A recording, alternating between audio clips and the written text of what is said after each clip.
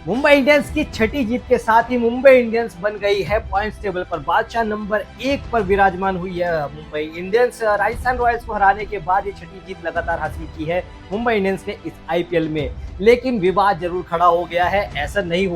ऐसा हो सकता है क्योंकि आईपीएल है, आईपीएल में वाद विवाद चलता रहता है और वही एक विवाद जरूर खड़ा हो गया है इस मैच में, और वो भी बेहतरीन प्लेयर रोहित शर्मा की आउट और नॉट आउट को लेकर। कमाल का ये पूरा सिनेरियो रहता है जब बड़े बल्लेबाज ओपनिंग बल्लेबाज खेल रहे हो और खासकर जिनकी फॉर्म नहीं चल रही हो और वो फॉर्म जल्दी में आए हो। तो यहाँ पर भी रोहित शर्मा के एक आउट और नॉट आउट को लेकर थोड़ा विवाद हो गया है। हालांकि इसमें थोड़ा सा मुझे लग रहा है कि शायद जल्दबाजी भी हो गई है और कुछ लोगों को लग रहा है कि नहीं होना चाहिए था ऐसा, क्योंकि ये हुआ है रोहित शर्मा को लेकर। उनका एक आउट को या तो नॉट आउट दिया गया और उसके बाद जब उन्होंने खेली 50+ की पारी और साझेदारी जो हो गई मुंबई इंडियंस के लिए 166 रनों की इस मैच में शतक के साझेदारी हुई है इस मैच में रिकल्टन और रोहित शर्मा के साथ में, तब जाकर लोगों को लगा कि शायद एम्पायर का फैसला गलत था। हालांकि ये थोड़ा सा ज़्यादा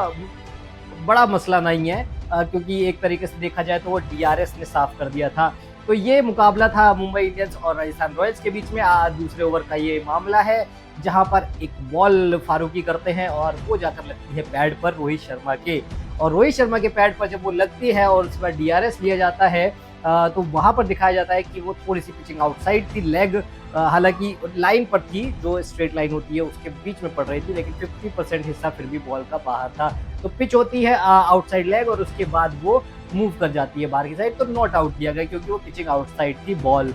लेकिन विवाद कहाँ पर खड़ा हुआ, ये नहीं था विवाद कि आउटसाइड पिच होने के बाद वो विकेट पर जाके लग रही है स्टंप पे बॉल और उसके बाद नॉट आउट दिया गया। विवाद ये था कि जब रिकल्टन से बात करते हैं रोहित शर्मा, अपील होती है, रिकल्टन से बात करते हैं कि कहाँ पिच हुई है कहाँ नहीं, और उसके बाद वो डीआरएस लिया जाता है रोहित शर्मा की तरफ से,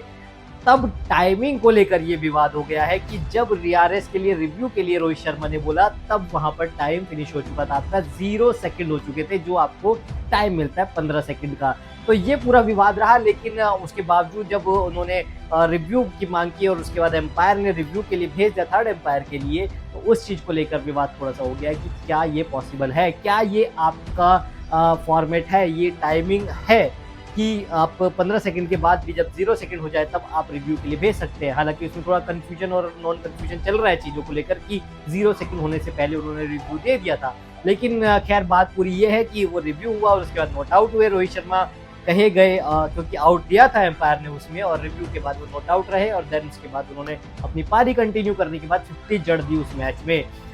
उसके साथ ही उन्होंने 100 रनों की साझेदारी भी की रिकल्टन के साथ में। तो अब जो है क्योंकि आरसीबी नंबर 1 पर थी पॉइंट्स टेबल पर, उसके बाद विवाद जो है वहां से ट्रोलिंग और कमेंट्स पर आ गया है कि रोहित शर्मा के तो नॉट आउट थे, लेकिन मुझे लगता है कि अंपायर भी जो है ना मुंबई इंडियंस की तरफ से ही खेल रहे हैं। इस तरीके के कमेंट्स आ रहे हैं, इस तरीके के लोगों पे परसेप्शन और इस तरीके की लोगों की सोच हो जा रही है। तो अब क्या कमेंट करने के बाद लोग बता रहे हैं कि एम्पायर इम्पैक्ट प्लेयर के तौर पर मुंबई इंडियंस की तरफ से खेल रहे हैं और ऐसे कैसे चलेगा, ऐसे तो ट्रॉफी दे देनी चाहिए मुंबई इंडियंस को, और ये सब चीज़ें सोशल मीडिया पर आ रही है क्योंकि आरसीबी नंबर 1 पर थी। और एक थोड़ा सा इंटरव्यू भी अभी फिलहाल में दिया था जो रोहित शर्मा का सुनने में आया, उसमें वो कहते हैं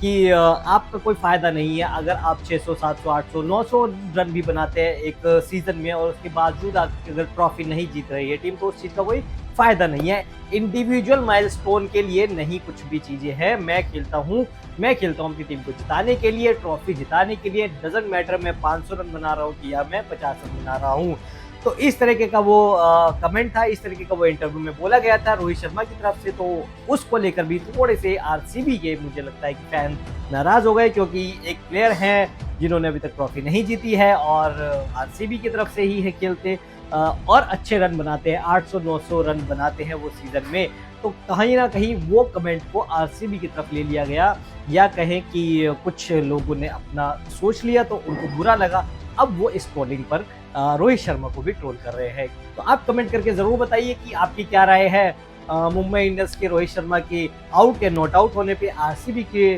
थोड़ा सा नाराजगी पर, और वहीं गुजरात टाइटंस और सनराइजर हैदराबाद के इस मैच को लेकर कौन सी टीम ये जीतने वाली है? कमेंट करके जरूर बताइए, लाइक कर दीजिए वीडियो को और सब्सक्राइब कर लीजिए।